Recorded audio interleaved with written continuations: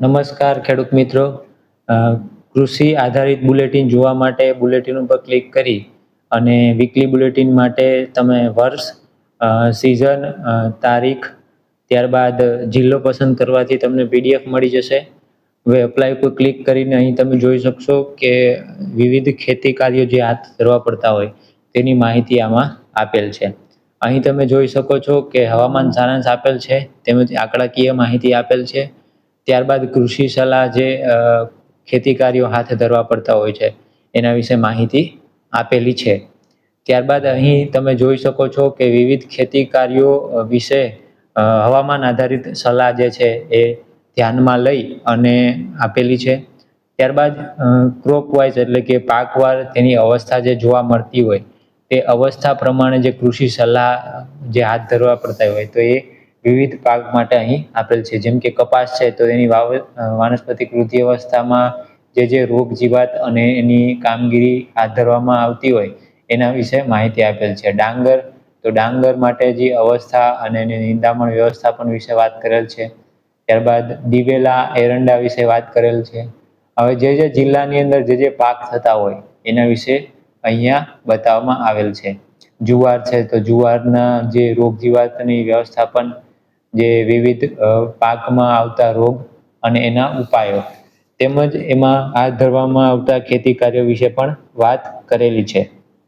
અહીં તમે જોઈ શકો છો કે વિવિધ રોગ જીવાત માટેના વ્યવસ્થાપનના પગલાં તેમજ વિવિધ માહિતી આપેલ છે. જેમ કે સંકલિત નીંદણ નિયંત્રણ, તો સંકલિત નીંદણ નિયંત્રણ માટે ઉપાયો આપેલ છે. ત્યારબાદ અહીં વિવિધ કૃષિ આધારિત માહિતી, નિંદામણ નાશક દવાનો ઉપયોગ કરતી વખતે શું કાળજી ધ્યાનમાં લેવી એના વિશે છે. ત્યારબાદ ફોટોગ્રાફ સહિત માહિતી આપેલ છે. તો ખેડૂત મિત્રો, આ લિંક તમને નીચે મળી જશે ડિસ્ક્રિપ્શનની અંદર, તેમાંથી તમે જોઈ શકશો.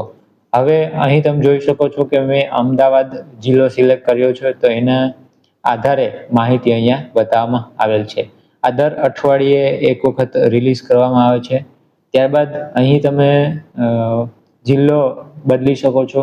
જેમ કે અમરેલી પસંદ કર્યું અને ત્યારબાદ મેં અપ્લાય પર ક્લિક કર્યું.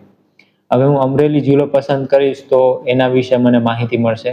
તો અમરેલી જિલ્લામાં હાથ ધરવામાં આવતા ખેતી કાર્યો એના વિશે માહિતી છે. ત્યારબાદ પાકના આધારે જે અવસ્થા જોવા મળી રહેલ હોય અમરેલીની અંદર, તો એના આધારે જે માહિતી ઉપલબ્ધ છે એ ઉપલબ્ધ માહિતી અહીંયા અને એના નિવારણના ઉપાયો પણ આપેલા છે.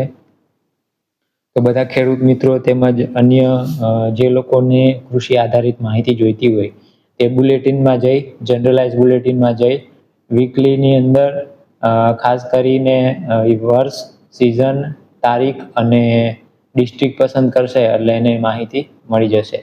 તેમજ વિવિધ જે બુલેટિન છે એ બુલેટિનની માહિતી પણ અહીંયા આપેલ છે.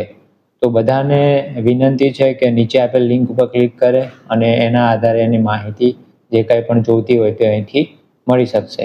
અને QR કોડ બધા અલગ અલગ આપેલા છે, તો એ સ્કેન કરી અને ડાઉનલોડ પણ કરી શકે છે કૃષિ પ્રગતિ એપ. તો કૃષિ પ્રગતિ એપ આજે જ ડાઉનલોડ કરો અને મેળવો કૃષિ આધારિત સલાહ.